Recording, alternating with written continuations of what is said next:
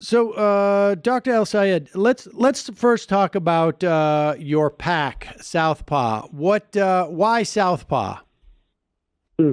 Southpaws are left-handed boxers, and they pack a punch from the left. And so we wanted to build an organization that empowered down ballot races across the state of Michigan that are running on our values without taking corporate PAC money, standing up for universal health care and 100% renewable energy and an economy that promotes people over corporate profits. And so we've been doing a lot of organizing up and down the state. We've got a big event tonight. In fact, Emily Sayoma, Miss Michigan, the young woman who used her platform to talk about Flint water, she's headlining tonight. So we're excited.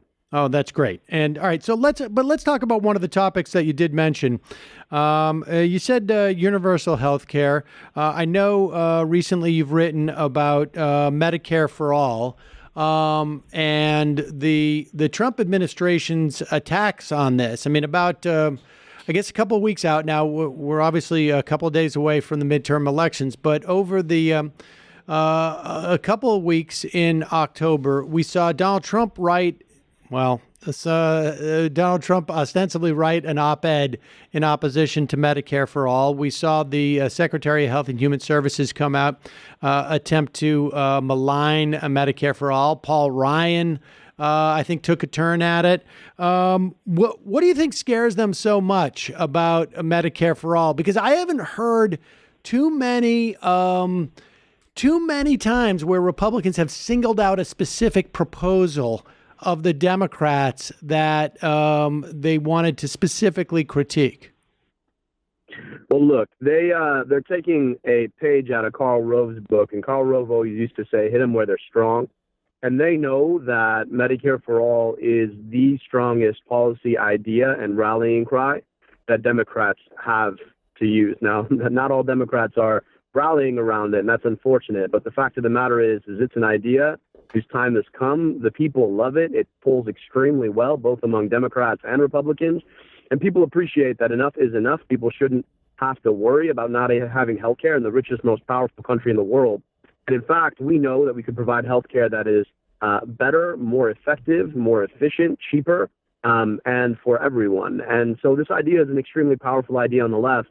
And the Trump administration sees a lot of potential danger in it. And so they've come out swinging.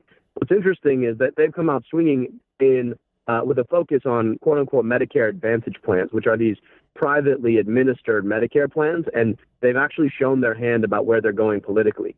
They don't love Medicare, but they know that seniors do. And so they're trying to really position Medicare for all as being against Medicare Advantage, which is what they're going to try and push, which is really ultimately a ploy to privatize Medicare. And that's what we're going to be seeing. You're starting to see the drums come up.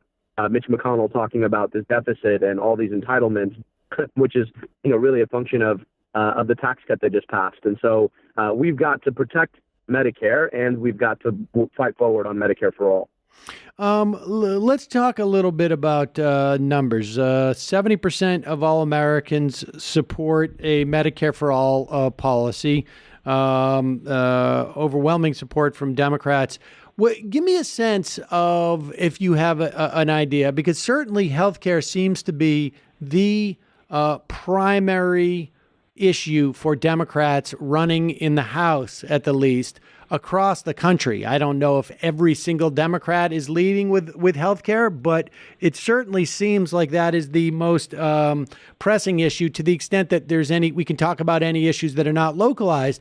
Do you have a sense of how many Democrats, either incumbents in the House or running for election to defeat a Republican, are running on Medicare for all? It's hard to put a specific number to it, but I will tell you that it is the conversation piece around which every other conversation is had. And what we found certainly in primaries across the country was that Medicare for all was a topic brought up by at least one of the candidates in the primary. And so it's a conversation that everybody is having. I think right now we've been talking a lot about pre-existing conditions, which has been sort of the least common denominator talking point for Democrats and Republicans. But if I had to estimate, I'd probably say probably about 50% of Democrats running right now in general midterm elections are running on a Medicare for All platform, which probably actually underestimates the number of Democrats that actually believe in it. I'll tell you that, the nature of political conversations is that they sort of swell, and there's enough latent energy now that under strong Democratic leadership willing to take the mantle of Medicare for All as a universal health care approach, that you'd find a good tide of Democrats and Democrats certainly in elected office who would get behind this approach. All right, let's talk about some of those talking points we're seeing from the right, but in a moment. But give us a sense of what exactly it means to have Medicare for all, because I get the sense that it is there's a broad principle that is related when we say Medicare for all, but there are sort of different variations of it. Give us a sense of what does that mean, Medicare for all? Yeah, right now, most Americans have health care through one of three systems. It's either Medicare if you're over 65 or you're somebody who suffers a particular disability or disease.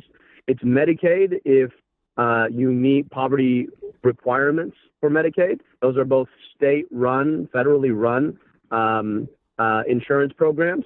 And then you have private insurance. Medicare for All basically says that enough is enough with private insurance. Let us just extend Medicare so it covers everybody. It's what's called single payer in the lingo in healthcare. But basically what this does is says we're not going to allow these big, powerful insurance corporations to dominate the health system and collude with providers of healthcare, be they doctors or hospitals.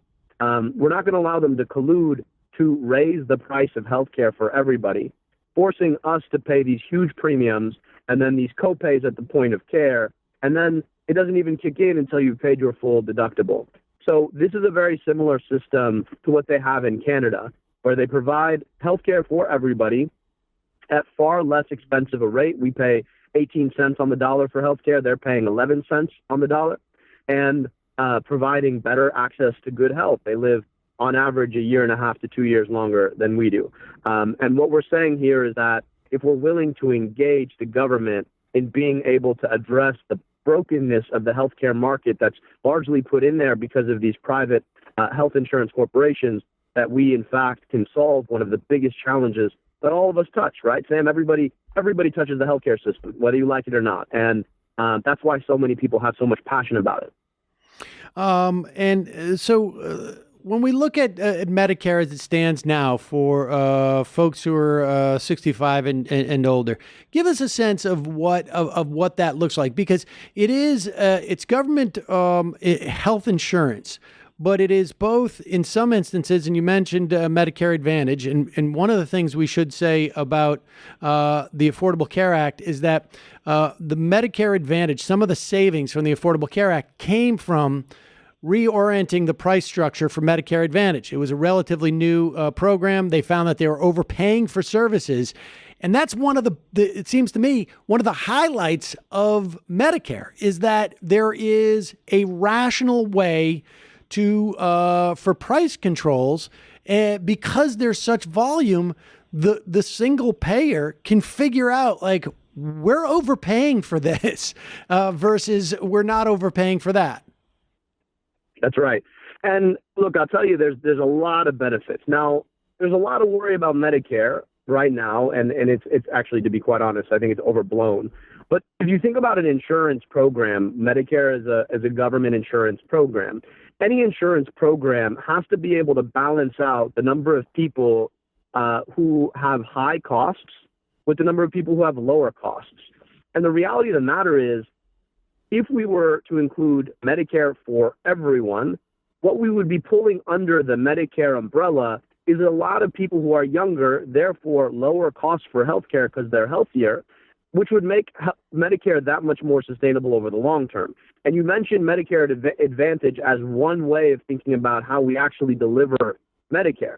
And it's a good system. But what we also have to worry about is that more and more of the Medicare pie to be eaten up by these private corporations who who want to eat more and more of that pie because it increases their bottom line. And so I believe in a Medicare for all system that makes Medicare more sustainable and that wrestles some of that power away from those private corporations to include more people under the umbrella to improve the sustainability of the system overall. It's the way we can negotiate that pricing that you were talking about, Sam, to make sure that we're paying for the things that actually create better health, not just increase the profits of some corporation. All right, we have to take a quick break. I'll be right back with Dr. El-Sayed about talking about Medicare. I'm Sam Seder. This is Ring of Fire Radio.